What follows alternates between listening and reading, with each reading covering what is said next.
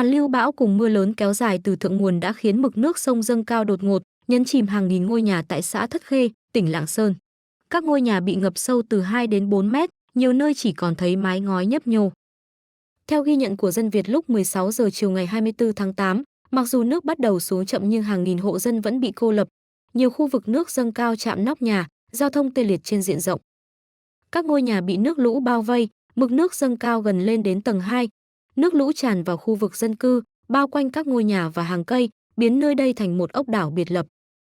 Nước lũ dâng cao trên đường phố, người dân sử dụng thuyền, bè mảng để di chuyển, tiếp tế cho những hộ dân. Người dân sinh sống tại khu vực cho biết, hầu như năm nào khu vực này cũng bị ngập sâu. Nhiều người phải dùng bè mảng tiếp tế cho những hộ dân sinh sống tại khu vực ngập nặng xã Thất Khê.